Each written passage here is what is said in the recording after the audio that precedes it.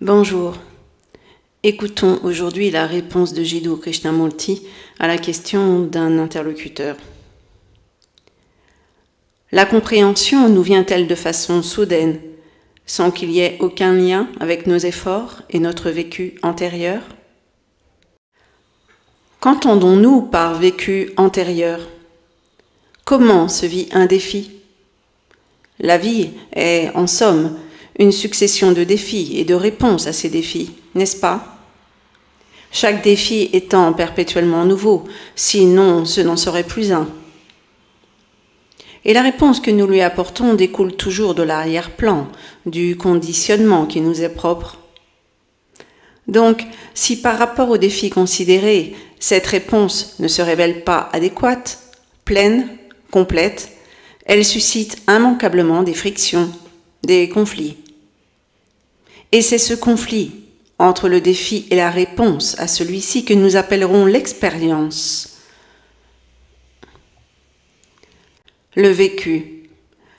Je ne sais si vous avez déjà remarqué que si, en revanche, la réponse au défi est complète, il n'y a rien d'autre qu'un état, qui est l'acte même de vivre l'expérience, et non le souvenir de l'expérience. Mais en cas de réponse inadéquate, alors nous nous accrochons au souvenir de l'expérience. Ne soyez pas perplexes, ce n'est pas si difficile. Explorons la question un peu plus avant et vous verrez. Comme je l'ai dit, la vie est un processus de défis successifs et de réponses à ceux-ci. Et ce, non pas à un niveau spécifique, mais à tous les niveaux. Et tant que la réponse au défi n'est pas adéquate, le conflit est inévitable. C'est on ne peut plus évident. Mais le conflit fait invariablement obstacle à la compréhension. Le conflit ne permet jamais de comprendre le moindre problème, n'est-ce pas?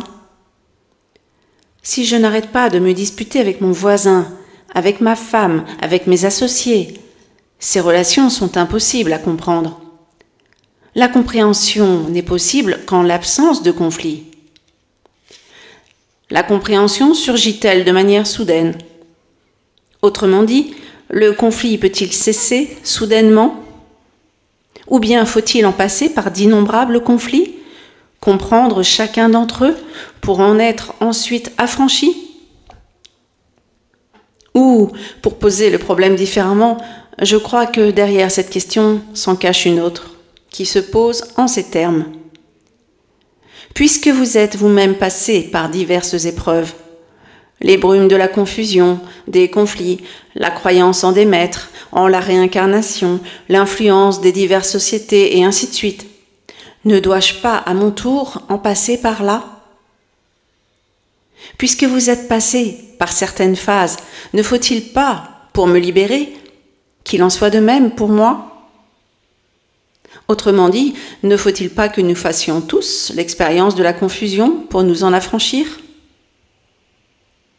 La question n'est-elle donc pas celle-ci? Faut-il, pour être libre, suivre ou accepter certains schémas établis et vivre avec? Supposons par exemple qu'à une certaine époque, vous ayez adhéré à certaines idées, mais que vous les rejetiez à présent. Vous êtes aujourd'hui libéré de tout cela, et vous l'avez compris.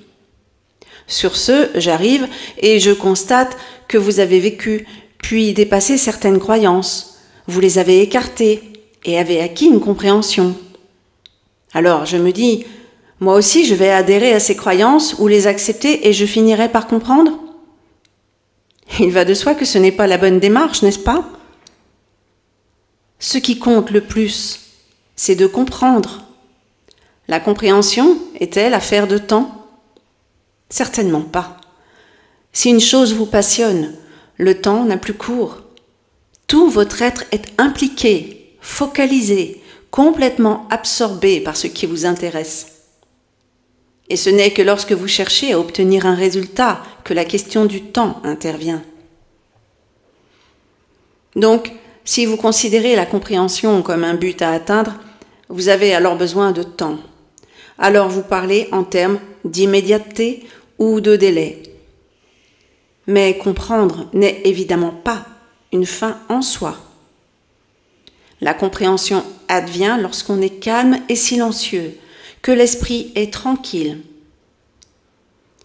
Et si vous percevez la nécessité de cette tranquillité de l'esprit, alors il y a compréhension immédiate.